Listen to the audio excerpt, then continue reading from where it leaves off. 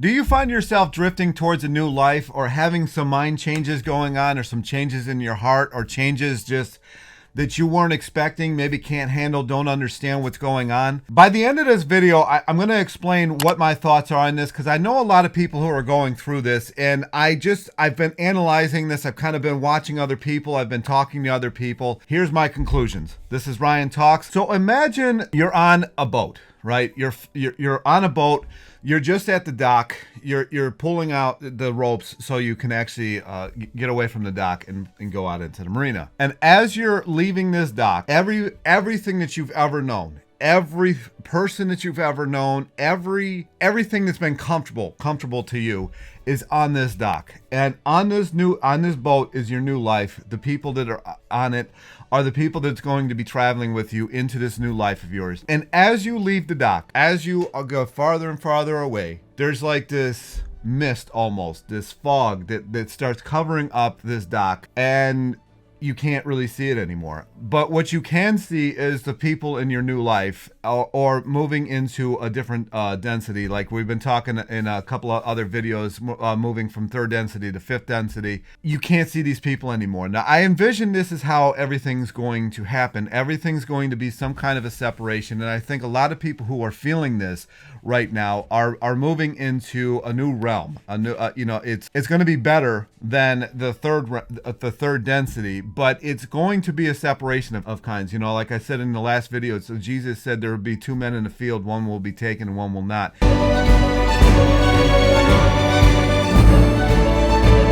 And I have a feeling that that's what's happening. There's like this Christ consciousness that's coming over everybody. In Revelations, it talks about all these catastrophic things that are going to happen, and Jesus is going to come out of the heavens and come for us. But could it just be the fact that those of us who are raising our consciousness are just going to separate from those who are just stuck in this third density, watching the news, getting mad about everything that's going on right now, just can't figure out what's going on, getting stuck in sex, drugs, alcohol, watching just the lower energy things. They're stuck in their red, orange, yellow chakras. Now, I'm not saying sex is bad. I'm not saying any of that's bad. I'd like it myself. But those who focus on this, those who don't really work on their higher levels of consciousness, I don't know if they're going to make it, but we do, those of us who see this happening, who make videos, I guess just in a way trying to warn others, trying to raise their consciousness to a level that they are going to move with us. And we're on this new boat. I guess it's kind of reminiscent of Noah's Ark. Now that I think about it, he was on a boat to the new world, and whatever that new world was, there was a flood, and everything was gone. Everything that they knew, everything that they were comfortable with, everything that they understood. And I have a feeling it's not going to be as violent as the previous separation that we've had in the past, if you read the Bible, the Old Testament. But it does seem that that's happened. Another thing that seeing how we're on the boat topic, and this is going to be an entire video in itself, but if you are on this boat, and if you've been on a boat, I imagine most people have, behind the boat is a wake, right? And the wake is your past. The wake is, just visualize this as your past. If you're in this boat, can the wake actually drive the boat? The answer is no. The wake simply cannot drive the boat. The boat drives itself. The wake is what it's left behind. So when you get stuck in these old energies, these old thoughts, these old things that happened to you before, or if you're bringing baggage, with you from, like if you're trying to get into a new relationship or a new anything, and you got the baggage you're carrying with you and is propelling you forward, trying to propel you forward from the previous you, it's going to weigh you down. You're going to sink the boat. So what you have to know is the thoughts and everything that's going on in your head right now is propelling the boat. So if you're constantly thinking about what you have now, where you've been, these lower energy things, you're always going to get that. But if you think about where you're going in a manner, if you visualize where you're going, that boat is going to go in that direction.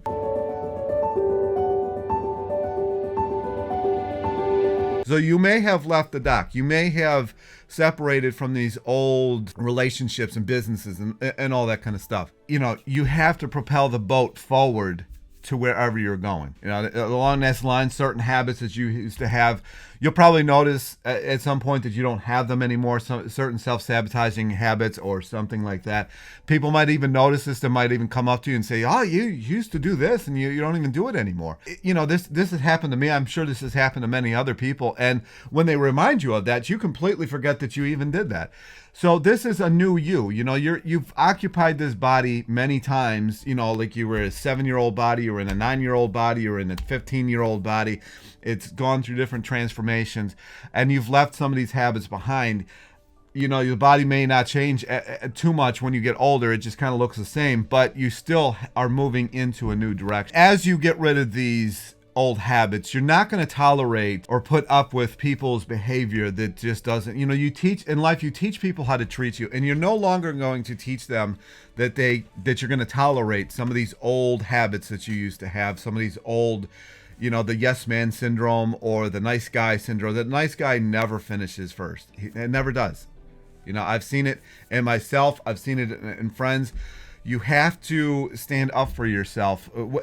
You know, it doesn't matter, guy, woman, whatever. You know, you have to stand up for yourself. That doesn't always mean it's going to go your way, but at least let other people know where you are. And as you transition to this new self, things that were important to you in the past, maybe material items, they don't hold the same value anymore. And if they don't hold the same value anymore, don't let them in your life anymore. You know, maybe sell them. One of the things that this actually reminds me of is I did run an eBay, and I had this thing on Nextdoor.com. I don't have it anymore, but I had one in a really wealthy area and one in a not as wealthy area, but just kind of like middle class, right? And I would type in, like, do you have old TVs? Do you have old computers, electronics or whatever? You know, let me come pick it up for you. I'll take it off your hands for free. And then what I would do is the stuff that was totally trash, I would, find a recycling place for it. And the stuff that was sellable or reserviceable, then I would reservice or resell it. And I would make a decent profit off it. And the one thing that I noticed was that when I would go into wealthy areas, they would have like these 20-year-old decrepit TVs, computers that were like first gen. They would have just old stuff, right? Because they aren't concentrated on trying to gain happiness out of material items. They would be happy just to live their life. They would recognize their time as valuable. They would only do things that kind of propelled them forward to whatever end goal that they were going towards. Conversely, to the area that was like middle class, maybe a little lower middle class, that's where you find the latest and greatest. That's where you find, like, they're buying a new laptop that's where you would find the newest and greatest video game systems, video games, all, you name it, because these people are trying to buy happiness because they haven't realized that they are happiness. You can't find something that you already are. Happiness comes from within. Now, I know there's times where all of us are not in that space, but it can't come from anywhere else but you. And these people, now I'm not saying that these wealthy people aren't miserable, but they recognize that there's a different thing to life than just materialistic goals. And in closing, I wanted to talk about the chakras a little bit. So the red, orange, yellow chakras are the lower chakras. That's the survival chakras, basically. The digestion, the sex, the hunger. The primitive have to do it to survive kind of chakras. And I'm not saying they're bad.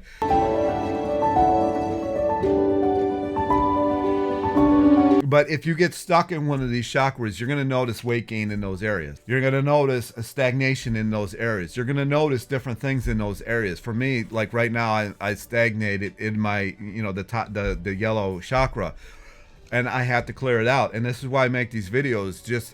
It's just as much for me as it is for everybody who's watching this. So as you clear this stuff out, you start working on yourself. You really have to work on yourself.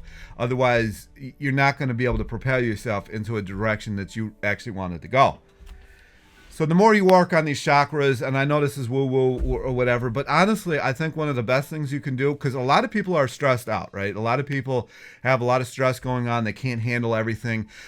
People who actually do show up to work are doing 3 people's jobs now because nobody else wants to show up for work. It's nuts what's going on right now. I think one of the best things that you can do is actually just find a room, find a closet like I used to do, and just sit in there. Let it all out. You don't have to verbally talk. You don't have to do anything. You can literally just sit there. I know one of my favorite people to listen to is Napoleon Hill. And he said that he would dedicate 3 hours a day. Even when he was married, he said, even if he had to stay up from midnight to 3 a.m., he didn't care about the sleep. He cared about getting to a place in his mind where he knew where he was going. And he would sit there, just sit there for 3 hours a day. I used to watch Wayne, unfortunately both of these guys are gone, but like Wayne Dyer. He said that on the way to a new event, if he was talking at a new event, like for a weekend, he would just visualize the whole thing on the way there. He said it wasn't really meditation. He said he would just kind of gaze at one point and just visualize the whole thing. And I know for myself that when I've done that I have gotten where it is that I want to go. Hopefully you made it this far. And if you did, I think that you're coming along. This is your new journey. And I think one of the best things you can do is just sit there with your thoughts. What are you actually thinking? No, don't turn on video games like sometimes I do. Don't turn on the TV. Don't watch sports. I know it's Sunday when I'm recording this. Everybody watches football. Just sit alone with your thoughts. And I think it's just absolute magic what can happen when you do that. You'll start realizing some of the fears that you have are just made up. Don't live in fear. You can't live in fear. I know we all kind of gravitate towards that, and it's just inbred in us. The government teaches fear. They use fear. They use fear-based everything in schools. So this is our first way of handling things. And once you sit alone with yourself, it may take weeks to get to this point, but you'll eventually realize that fear is pointless. Anyway, comments, questions down below. Like, subscribe, and I'll talk to you in the next video.